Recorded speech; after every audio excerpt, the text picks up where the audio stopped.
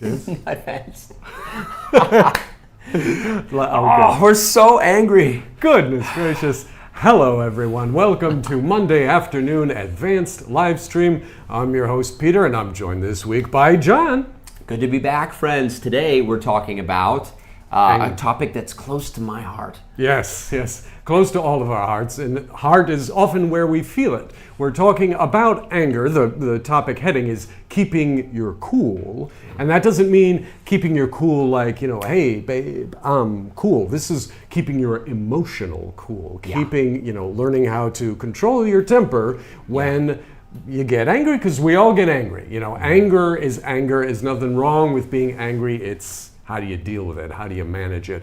We're pivoting off of an article in your June, the month of June now, Advanced Magazine. Hope you all had a good Dragon Boat Festival holiday, by the way. It was Dragon Boat Festival last weekend. Right, yeah. We have a co-worker here who participates in actual Dragon Boat racing, so we were all cheering her on either from the stands or online, and she did pretty good, actually. We're glad to know someone who actually does dragon boating, but hope you all had a good time. Like we say, June advanced issue. This week, I think on Wednesday, you will see this article, Are You Passionate?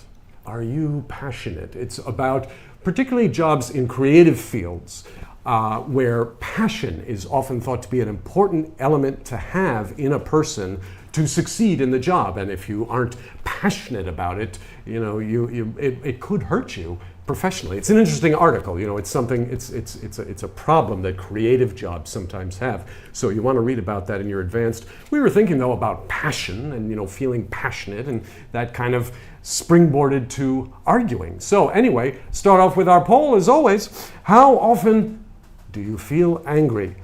Often, sometimes, rarely. I need something to eat. And if that's your answer, I'm afraid you've misheard the question and thought we were asking how often do you feel hungry. But no, we're talking about angry. How often do you feel angry? John, how often do you feel angry? Well, sometimes, I would say sometimes. Sometimes. Yeah, right in the middle there. There are different levels. However, there is in English a new word smushing together angry and hungry, and that is the word hangry. That's right. Hangry. It is the hunger you feel, the anger you feel when you are too hungry. When you are too hungry. So yeah, this is actually not so much a joke, is it? Maybe if you feel angry, you just need something to eat, and that can deal with the anger in that way. That can help you keep your cool. But how about for you? I would say, sometimes some of these terms can be somewhat relative, but I would say with little kids and parenting, that anger is something that I feel, maybe often. I'll boost it up to often. Sure. No, I imagine young kids, you love them, but at the same time, that's what makes you angry, because you love them, because you care about them, and you want them to be good and not get into trouble and grow up to be good people, and so that, you care for them so much, and that can lead to anger. I would like to say that it is my care that justifies my anger. However, a lot of times it's my own sin, just being frustrated that there is now orange juice spilled all over the table when I wanted it to be in the bowl. Yes. Or in the cup. So, I'm sure we can all understand the feeling of frustration. And there are different words you use to, if not manage, at least to express how you're feeling. We'll get into some of those delectable terms about anger right now. Yes, we will. Good afternoon, Steve. Always good to see you with us. Hey, Steve. And so far, the early results for the poll, often only 8%. So not many of you are often angry, which is probably good.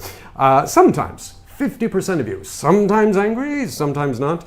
42% of you, kind of a high number, 42% of you rarely angry, and none of you need something to eat right now, so that's good too. Yeah, it is right after lunchtime, perhaps, for some of our listeners. That's right, that time of day.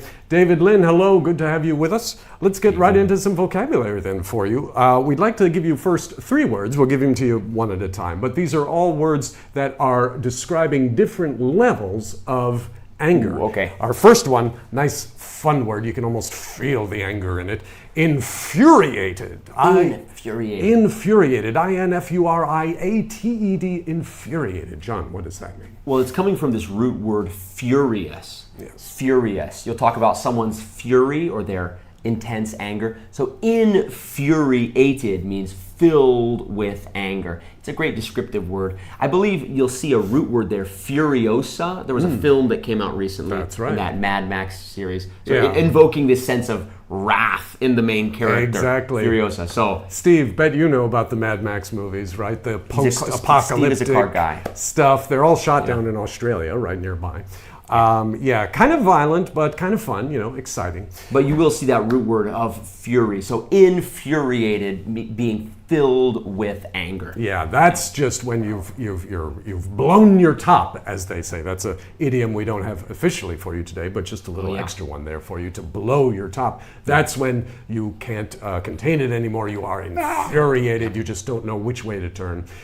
Next level down is seething. Another good sort of word that sounds like what it expresses. S-E-E-T-H-I-N-G, seething. Yeah. What are you talking about? Well, if something is seething, we often describe the ocean waves as seething if they are full of the action implies that there's an overflow, sort of in an unpleasant kind of way. Like if the waves were seething on the shore, they'd be moving quickly and throwing a lot of debris. So seething kind of implies that your anger is contained somehow, but it's kind of bubbling over like a pot that's been overheated. That's sort of the image, like exactly, a pot that's been overheated. It's bubbling if it's seething. It hasn't quite blown over yet. It hasn't exploded. You haven't blown your top, but you're close. Like you're red-faced with anger. You're holding it in, but not fully. People can tell. Exactly. You could say, I left that meeting just seething at what they said.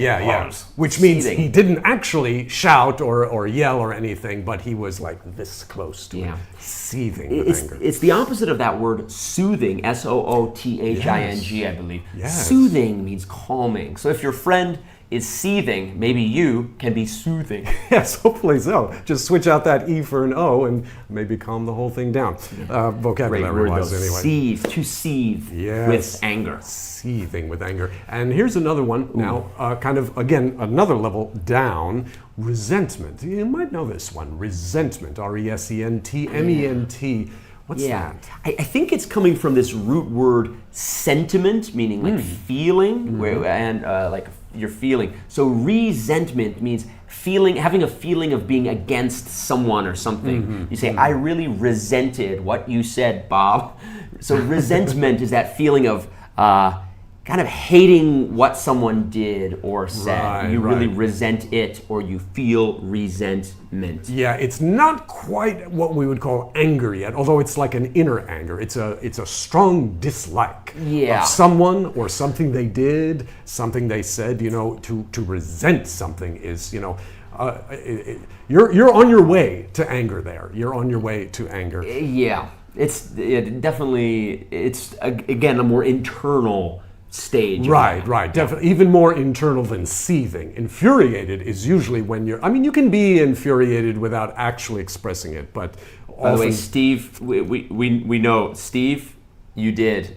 You got the 73 Ford Falcon. There you go. Oh, man. Check it out, Steve. Impudent. There we go. We got another word here. Impudent. Hello. Welcome to the chat. Yes. Always good to see you. You'll feel cranky. Cranky is a great word for anger. Cranky, yes. When someone is impudent. Cranky, that's kind of between seething and resentment, kind of. It's one of those lower level terms for anger or annoyance. I think the term crank, in old times, automobiles would be hand cranked to be started at the beginning. So you describe someone who is sort of old and angry as cranky, like they're just irritable because they're old. It's kind of the original idea. It's developed. So if someone is cranky, it means that they're just kind of a little bit behind and they're angry at the new things that are going on. So oftentimes I'm cranky in the morning when my kids wake me up. I get cranky. I say I'm just angry because I don't want to be there. I don't want to be awake.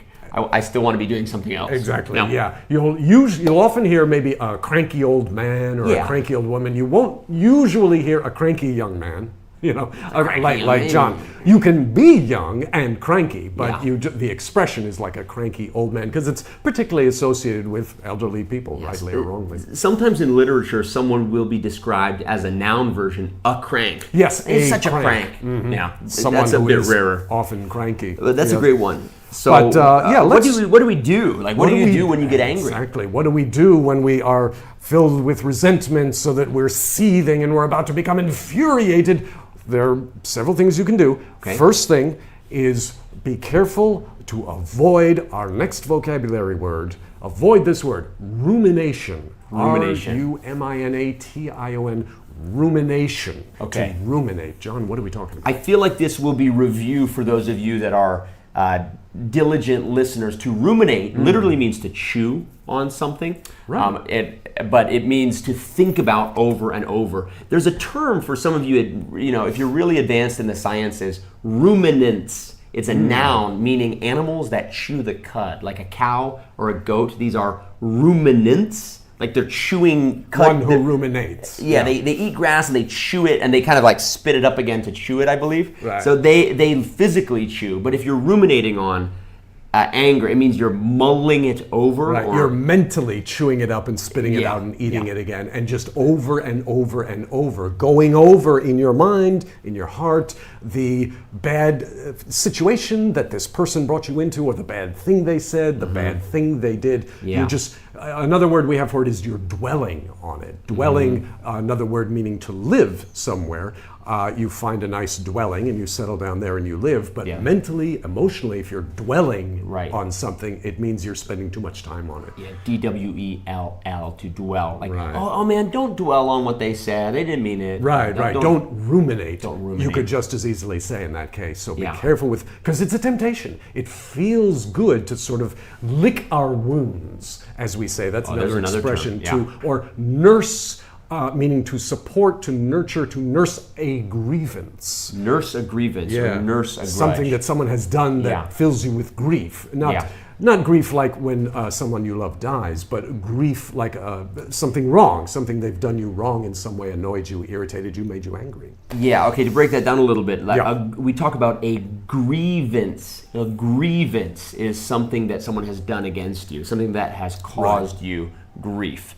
Yeah, dwell on something means to think about it.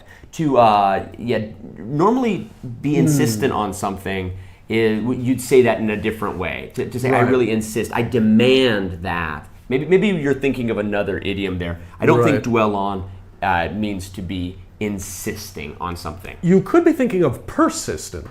To dwell on something means to persist in thinking about it, in ruminating about it, to dwell on something.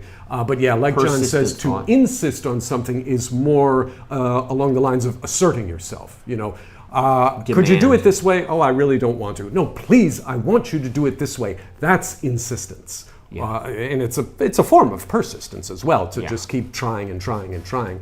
But yeah, to insist on something. I mean, a little bit. I would say a little bit different. I'm sure there's a missing link in there somewhere. To dwell on something means to be insistent on something. Yeah, it does mean to not move from that thing. To dwell on it, to just stay kind of stuck in it, on those negative thoughts and whatnot. Yeah, you could say my thoughts are dwelling on this. I'm preoccupied by it. Sure. Again, a little bit of a different meaning, but that is the thinking. You are really constantly thinking about something. It is stuck in your mind. Right. Yeah, there's overlap here. There's overlap. Mm-hmm. But let's throw you all a discussion question on, just so that you can chime in on it and let us know what you think. What helps you to manage your anger? What helps you to keep your cool when you start seething or when you start getting resentful about something, so that you don't get infuriated? How do you do it? We all have different tips. Okay. John, what helps you when the orange juice is spilled on the table? What helps you to manage your anger? I think for me, just definitely God's grace towards me. So it kind of cools me down.